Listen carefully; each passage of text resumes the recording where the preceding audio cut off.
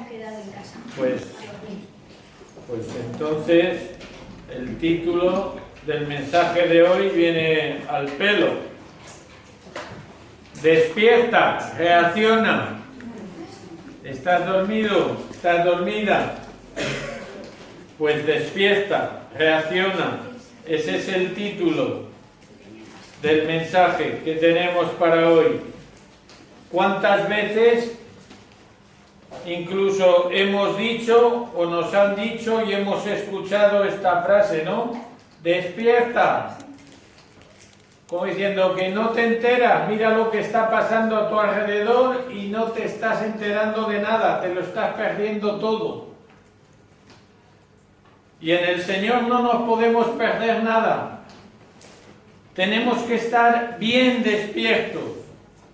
Y no física, sino espiritualmente. Amén. Amén. Y yo diría, ¿cuántas veces, verdad, a lo largo de nuestra vida habremos estado expectantes, inquietos, a ver qué pasa? Y yo digo, ¿eso es malo o es bueno? Gloria a Dios.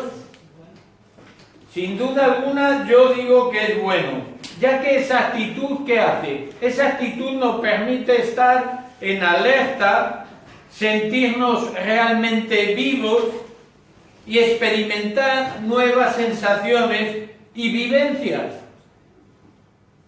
Según vamos creciendo, ¿verdad? Desde nuestra más tierna infancia, estamos aprendiendo cosas, reconociendo objetos, somos muy observadores, porque somos observadores, así como desde pequeños, sobre todo de pequeños, somos auténticas esponjas que absorbemos todo lo que tenemos a nuestro alrededor.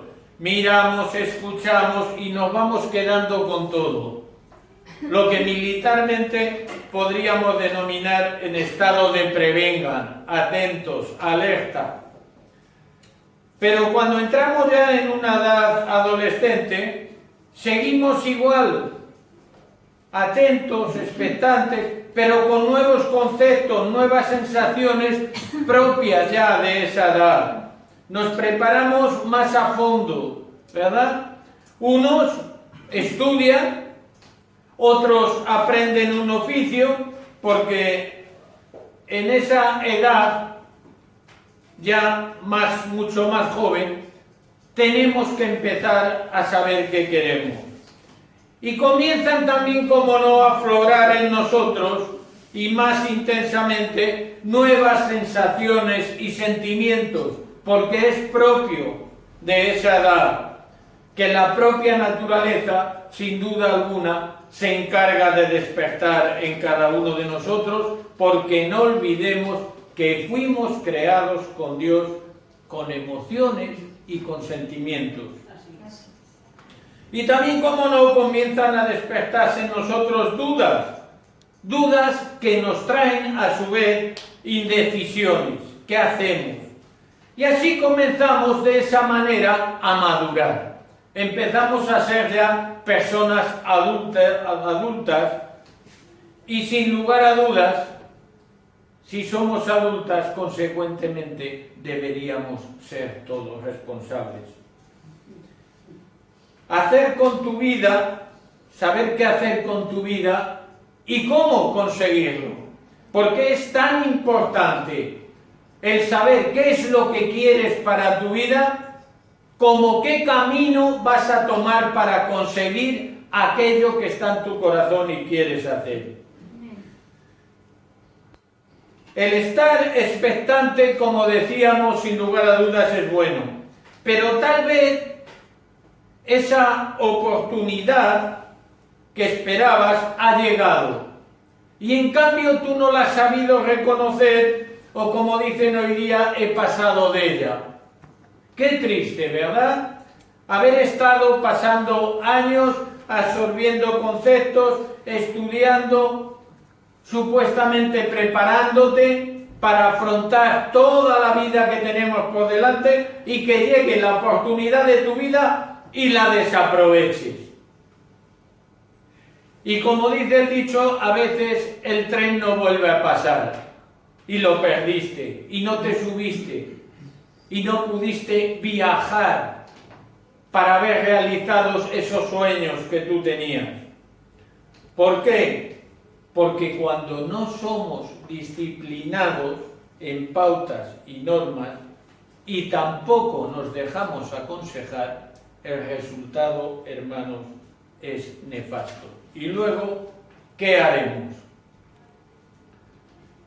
Dicho de otra manera, que más adelante veremos, si nosotros desde pequeños nos hemos criado, hemos nacido o nos hemos convertido ya de jóvenes o de mayores, hemos entregado nuestra vida al Señor y venimos aquí todos los domingos, todos los días que al culto y más actividades que pueda haber, ¿verdaderamente sabemos lo que queremos o venimos aquí ya por costumbre, por norma, y estamos perdiendo la gran ocasión, la gran oportunidad de nuestra vida, que es servir al Señor como Dios quiere y poderle adorar como dice la palabra del Señor, en espíritu y en verdad?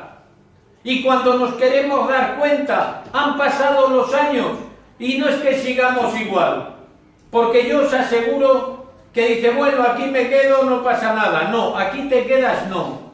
Cuando tú dices me quedo aquí, no te has quedado aquí, vas hacia atrás, sin lugar a dudas. Pero no os voy a adelantar y quiero ir directamente a algo que verdaderamente es importante, que es la palabra de Dios directamente. Y para ello quiero que vayamos, hermanos, al Evangelio de Lucas en el capítulo 7 y vamos a empezar por el verso 18.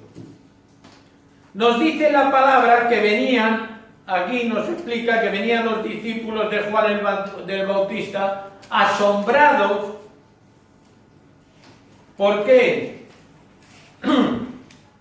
Porque Jesús había resucitado al hijo de la viuda de Naín.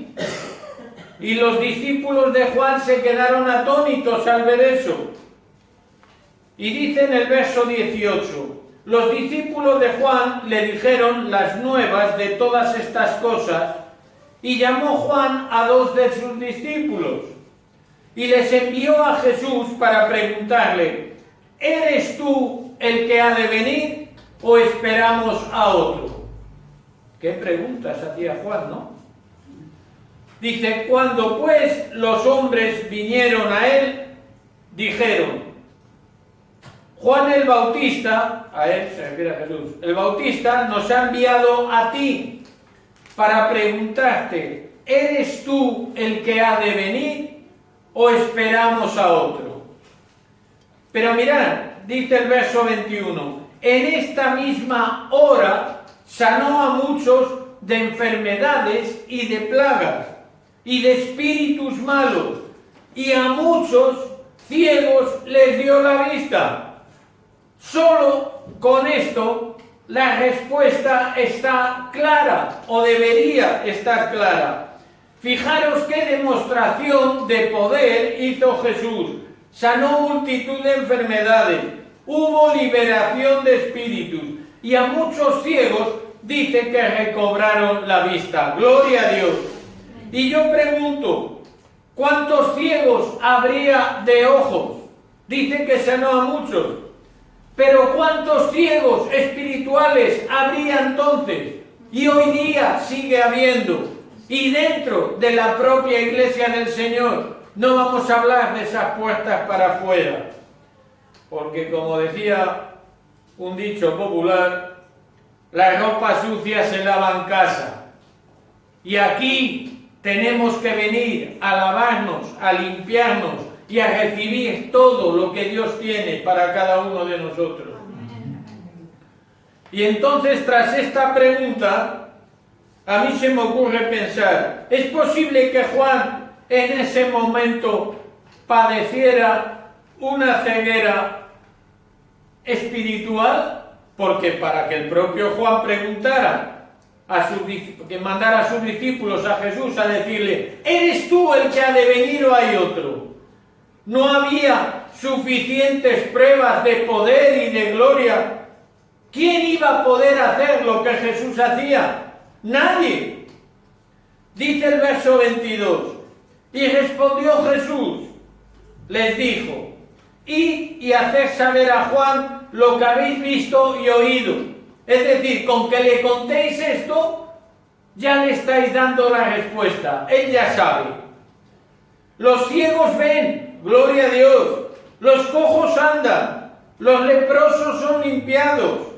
Los sordos oyen. Los muertos son resucitados. Y a los pobres les es anunciado el Evangelio.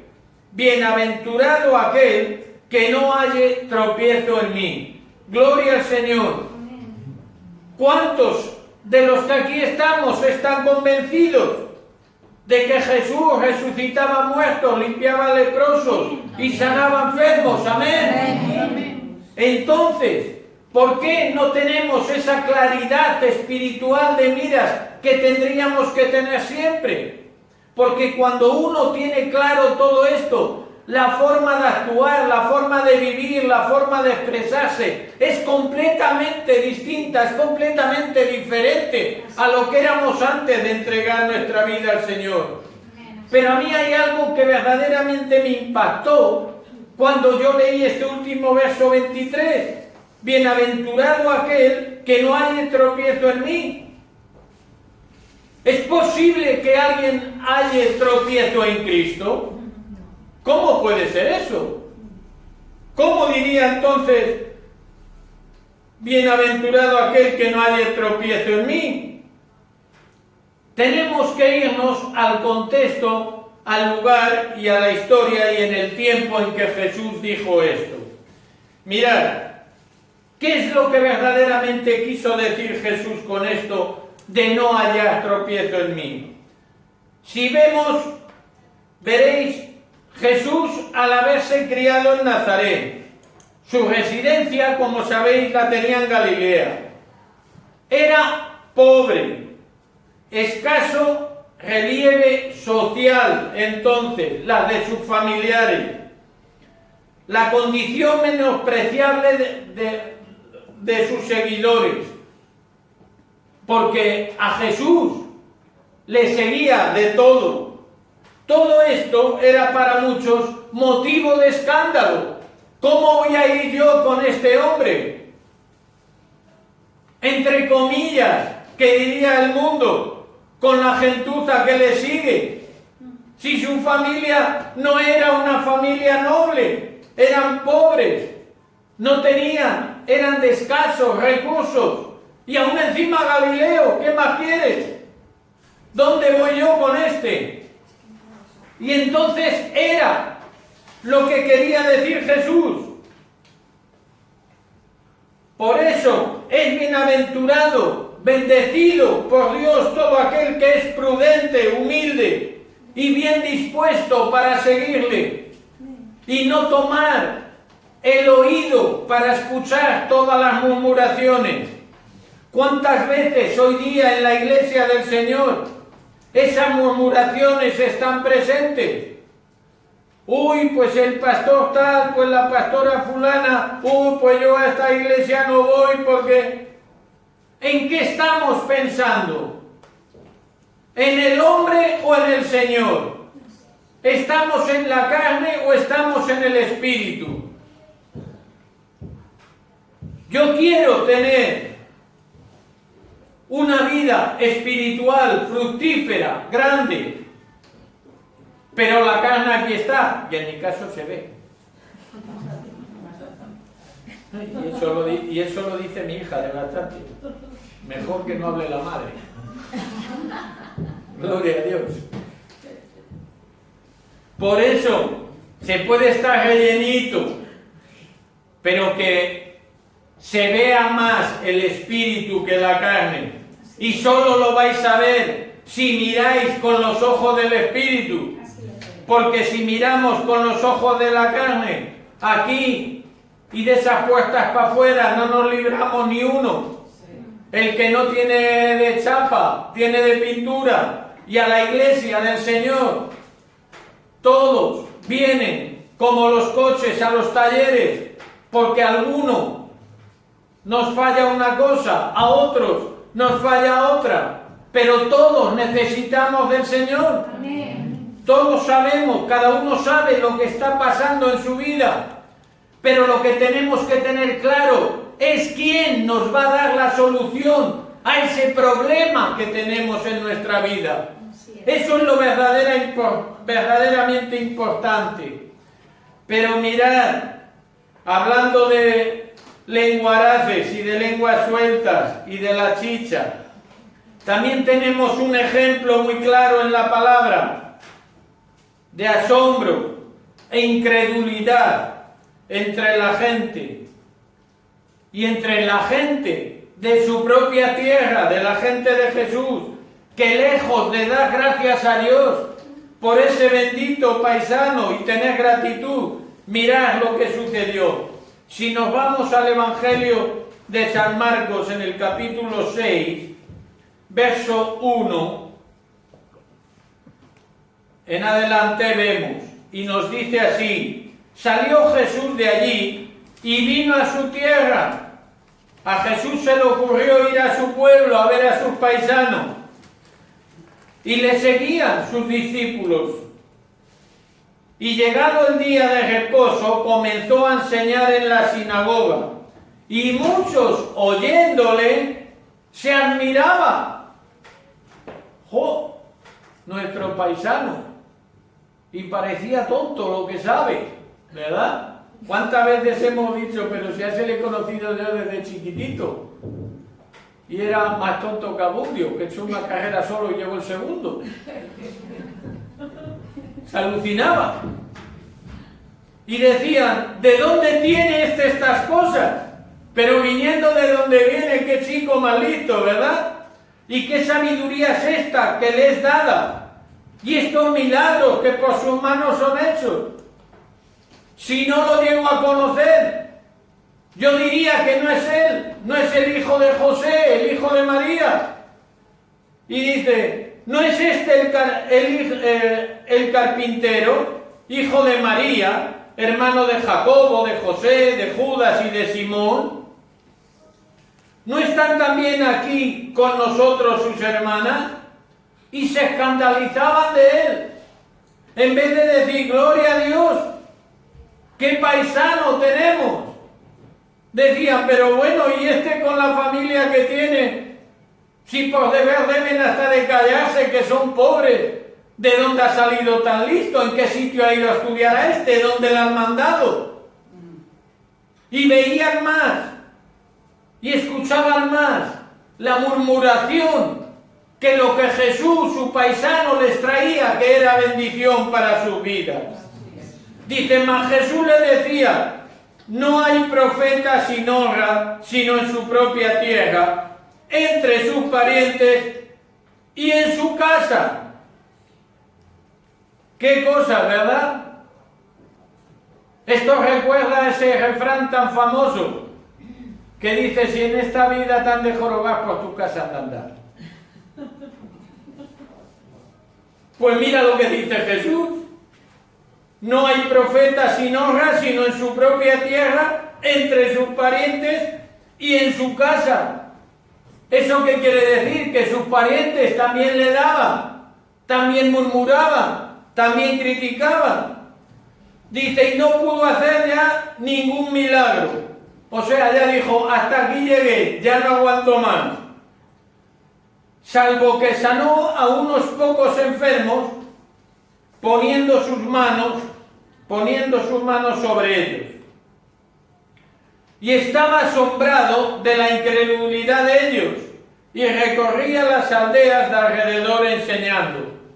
Me voy al pueblo de al lado porque aquí no hay quien haga nada con esta gente. Qué tremendo, ¿verdad?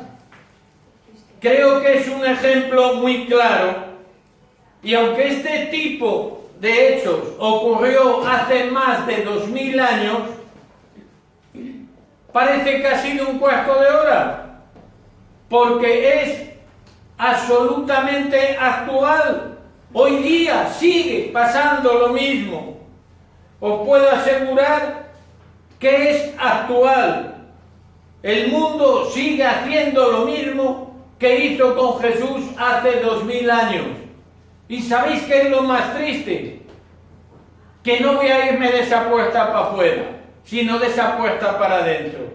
Es triste porque el mundo cristiano, los hijos de Dios, también entran en este lote, tristemente. Pero vamos a continuar con lo que íbamos con el versículo 24 de Lucas 7. Y seguía así. Dice, cuando se fueron los discípulos de Juan, comenzó a decir de Juan a la gente, lo decía Jesús, ¿qué salisteis a ver al desierto? ¿Una caña sacudida por el viento? ¿Qué pensabais cuando hablaban de Juan? Cuando fuisteis a ver a Juan, ¿a quién pensabais que ibas a ver? Dice, ¿mas qué salisteis a ver? ¿Qué os esperabais, no? Que era Juan. ¿A un hombre cubierto con vestiduras delicadas? He aquí los que tienen vestidura preciosa y viven en deleites, en los palacios de los reyes están. ¿Mas qué salisteis a ver? ¿A un profeta? Sí, os digo, y más que profeta. Este es de quien está escrito, he aquí, envío mi mensajero delante de tu faz. Os digo que entre los nacidos de mujeres no hay mayor profeta que Juan el Bautista.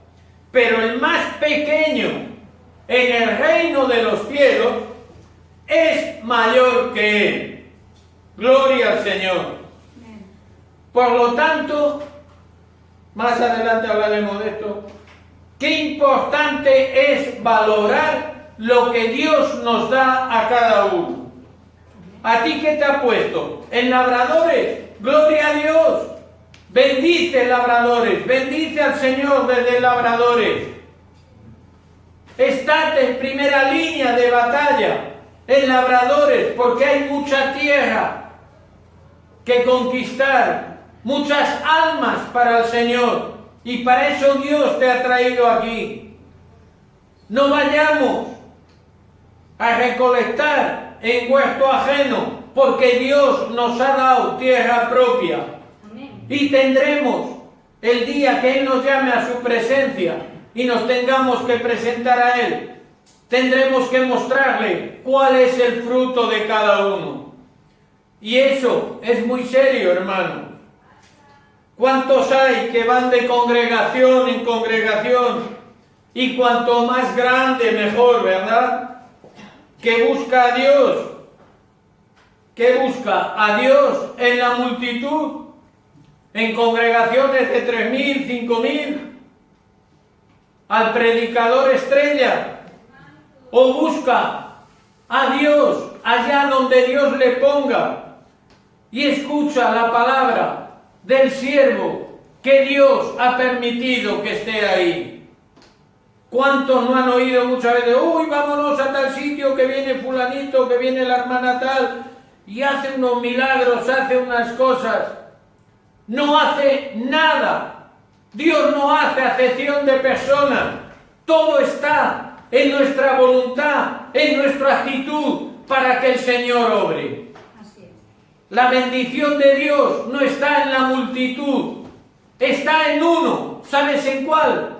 En tu corazón, en el mío, en el del otro. Ahí es donde está la bendición de Dios, siempre y cuando ese corazón esté abonado de firmeza y de obediencia al Señor y fidelidad.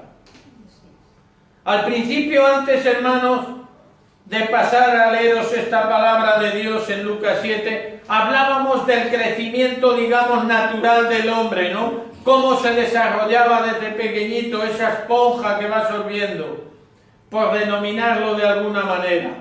Pero os pregunto, ¿queréis crecer de una forma como la sociedad quiere crecer? ¿Como el mundo crece? ¿O tal vez queremos crecer como verdaderos cristianos, como verdaderos hijos de Dios, como verdaderos discípulos de Cristo que tenemos que ser? Porque cristianos habrá millones, porque dijeron, sí, yo acepto a Cristo. Pero el problema es que no hay millones en proporción de discípulos que verdaderamente quieran imitar al Maestro. Amén, así es. Y yo lo que quiero es que todos, hijos, nietos, bisnietos, crezcan conforme a la palabra de Dios. Y eso me lo enseña la palabra en Lucas 2, verso 52, cuando me dice: y Jesús crecía en sabiduría, en estatura y gracia para con Dios y con los hombres. Amén. Y así tenemos que anhelar que crezcan nuestras generaciones venideras en el Señor 100%. Mirad, tengo en casa una tablilla de madera de modo de cuadro, que ahora no está en casa, ahora está aquí. Pero hace por lo menos 15 o 16 años que la compré en un retiro de hombres. O más. Dice, todo hombre debe decidir una vez en su vida si se lanza a triunfar arriesgándolo todo o se sienta a contemplar el paso de los triunfadores. Esa actitud, aunque pone hombre, bíblicamente hablamos de hombre y de mujer. Qué importante es nuestra actitud. No te sientes, no esperes a que te caiga el higo de la higuera porque te tumbes abajo con la boca abierta. Gatea, sube, escala, pelea la buena batalla y recoge tú mismo el fruto, porque es Dios quien te lo da, es Dios quien lo tiene ahí. No seamos cómodos. La comodidad no trae nada bueno, solo puede traer fracaso a tu vida. Hemos de pelear la buena batalla de la fe. Si no, de otra manera, nos pasará, como dice el cuadrito, a contemplar el paso de los triunfadores. Queremos ser fracasados en esta vida, por cómodos, por no querer pelear esa buena batalla de la fe, pues entonces tendremos que movernos, tendremos que pelear. No podemos sentarnos. El Hijo de Dios, el cristiano, el discípulo de Cristo, es alguien que no debe conocer una silla, porque tiene que estar moviéndose constantemente, de aquí para allá, buscando la palabra de Dios, orando en comunión, buscando del Espíritu Santo. Eso es lo que nos hace cambiar, eso es lo que nos renueva y eso es lo que hace que provoque que tristemente muchos se sienten a contemplar el paso nuestro de los triunfadores, de los hijos de Dios, y que luego, como no tienen nada que hacer, nos digan como a Jesús: pero ¿quién es este? El hijo de fulano, si era un obrero, si no era nadie, mira dónde está, mira qué sabiduría tiene. Gloria a Dios porque he peleado la buena batalla de la fe. Amén. Gloria al Señor. Nos dice también la palabra en Proverbios 22:6. Instruye al niño en su camino, y aun cuando fuere viejo no se apartará de él. Y eso es obligación tuya y mía, el instruir a nuestros hijos, a nuestros nietos, a nuestros bisnietos, a nuestras generaciones, hasta que el Señor diga: ven para acá y descansa. Pero tenemos que tener un saco así lleno de fruto. No podemos llegar con las manos vacías al Señor. Qué importante instruir a nuestros hijos, ¿verdad?, en la palabra. Esa actitud ayudará a forjarlos como personas adultas y firmes. Y más cuando se está en edades peligrosas, bonitas, pero peligrosas. Qué bueno tener una base, qué bueno tener esos cimientos de la palabra. Porque tenemos que enseñarle a los niños, pero antes los mayores hemos de estar convencidos. La decisión más importante de nuestra vida fue entregar nuestra vida al Señor. Y la meta más importante de nuestra vida es nuestro futuro en el cielo. Aleluya. Esta vida, la nuestra, solo debe consistir en algo muy importante por encima de todo, que es seguir e imitar a Cristo. Amén. Pasa mucho tiempo en comunión con Dios. Tienes que tener siempre al Espíritu Santo. Habla con Él. Es la única compañía que tenemos las 24 horas durante toda nuestra vida. Y tristemente, en muchos casos, a la que menos se le hace caso. Mirad, Juan el Bautista y sus discípulos no estaban seguros si era Jesús el que había de venir o tenían que esperar a otro, aun a pesar de las señales que estaban viendo. Y si eso le pasaba a Juan el Bautista, siendo quien era Juan el Bautista, ¿qué no nos puede pasar a ti y a mí hoy día? Pero fijaros y recordad cuáles eran los argumentos que esgrimían para fundamentar sus dudas. Los que os leí en el capítulo 23 de Lucas 7. Eso es la meta que tenemos que conseguir. Bienaventurado aquel que no haya tropiezo en mí. No mires con tus ojos carnales, mira con tus ojos espirituales. Y hoy día, de alguna forma, también estamos más pendientes de las circunstancias que nos rodean, del entorno y, en definitiva, de lo que nuestros ojos ven y nuestros oídos oyen. El problema es que nuestros ojos y nuestros oídos carnales a veces cubren, opacan nuestra visión espiritual. Vivimos en el mundo, hermanos, pero no somos del mundo. Nuestra ciudadanía, aunque estemos aquí, es una ciudadanía celestial. Porque nosotros somos hijos del Rey de Reyes y Señor de Señores. Fijaros también lo que decía el versículo 25 de Lucas 7. Mas, ¿qué salisteis a ver? ¿A un hombre cubierto con vestiduras delicadas? He aquí los que tienen vestidura preciosa y viven en deleites en los palacios. Tendremos las mejores vestiduras que serán vistos en el mejor palacio. Tendremos vestiduras blancas y resplandecientes y estaremos en el reino de los cielos, el mejor palacio que hay. No te preocupes. Mirad lo que les dijo Jesús a sus discípulos cuando los mandaba a predicar. No os preocupéis ni por la ropa, ni por el vestir, ni por el calzado. Yo me encargo de eso. El Señor sabe tu necesidad y sabe la mía.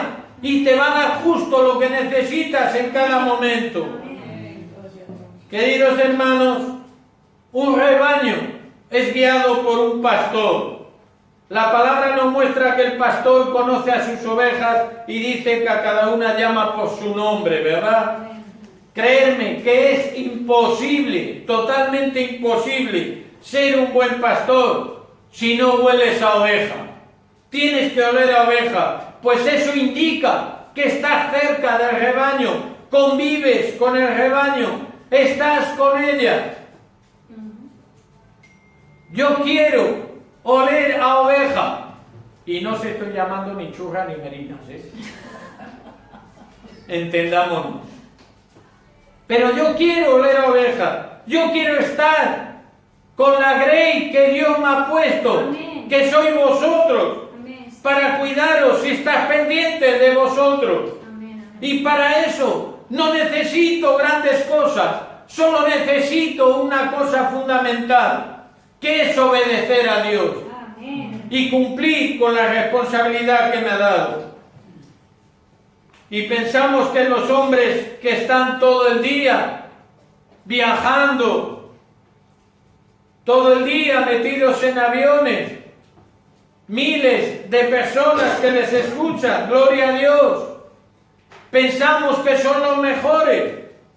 Y a veces el Hijo de Dios no se da cuenta que lo que necesita en ese momento es justamente lo que Dios le ha puesto delante. Ese siervo, ese pastorcillo que tiene 100 ovejas o 50 o las que tenga. Pero hay algo que se llama oración, hay algo que se llama intercesión. Y si quieres ver cosas distintas, diferentes, aquí solamente hay una solución.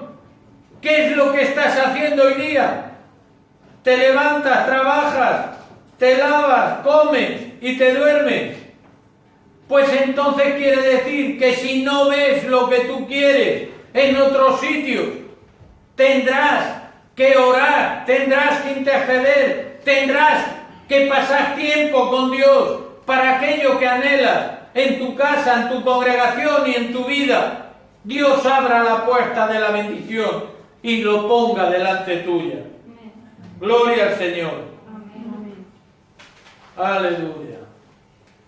Jesús no dijo de Juan en el versículo 28 de Lucas 7 que entre los nacidos de Jesús no había mayor profeta que Juan. No dijo eso. ¿Y qué aspecto tenía Juan? ¿Y acaso Juan vestía de lino fino? ¿Comía en grandes restaurantes? ¿Invertía grandes sumas de dinero en campañas evangelísticas? ¿Viajaba en lujosos carruajes o caballos?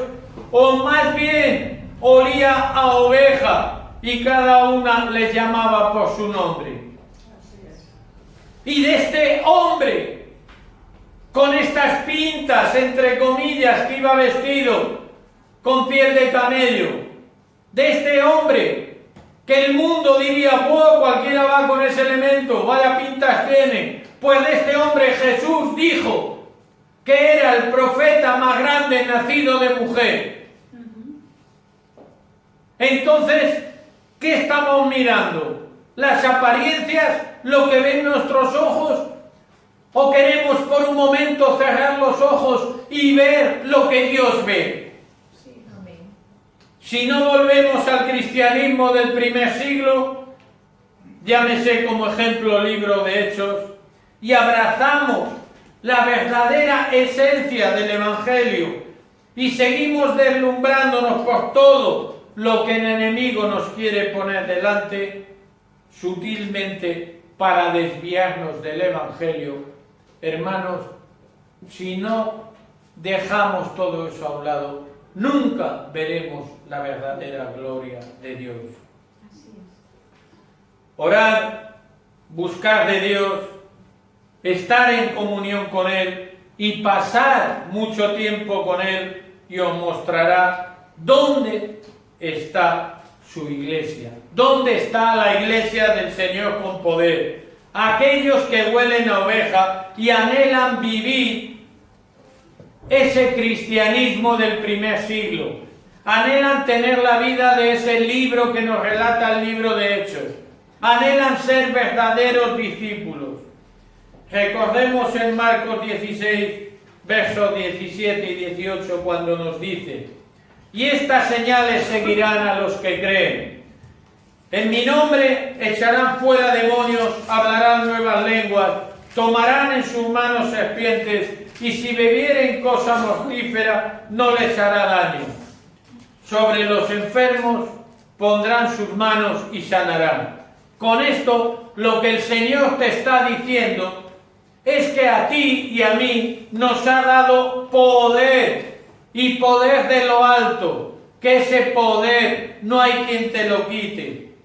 Y ahora pregunto, ¿conoces algún sitio donde suceda esto? ¿Lo conoces? Pues si no lo conoces, busca. Y si lo conoces, gloria a Dios y permanece. Hermanos, para terminar, permíteme que te lleve a reflexionar a través de estas preguntas. No hace falta que las contestes ahora, sino contéstatelas tú solito, pero antes cuenta con el Espíritu Santo y ora.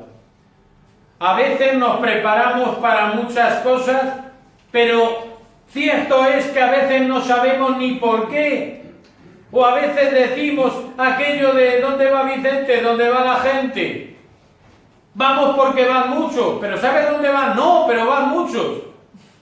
Y a lo mejor van a la perdición y tú vas con ellos. Entonces, a mí me gustaría que verdaderamente nos preguntáramos, ¿qué esperamos? Cuando venimos aquí a la iglesia del Señor, cuando hemos dicho que hemos entregado y hemos declarado que entregamos nuestra vida al Señor, ¿qué es lo que esperamos? Porque eso a lo mejor es una duda que muchos tienen. Otra pregunta, que son dos, es ¿a quién y cómo lo esperas? ¿Qué esperamos? Vale. Pero ¿a quién estás esperando? ¿Y cómo estás esperando? ¿Cuál es tu actitud hasta que eso que esperas llega, si es que algún día te llega? ¡Qué importante! Y por último, ¿para qué esperas? Todo ese esfuerzo que estás haciendo, todo eso que has decidido llevar a cabo, ¿para qué? ¿Con qué propósito? ¿Con qué fin? ¿Porque lo hacen los demás o porque verdaderamente sientes en tu corazón eso que estás esperando? Respóndelas correctamente y vas a ver la gloria de Dios. Pero antes, ya digo, estate en comunión con el Espíritu Santo, porque es la guía que Dios nos ha dado. Y ya para terminar, sí quiero recordaros el título del mensaje. No puedes hacer todo esto si estás como los ositos en invierno, en retardo.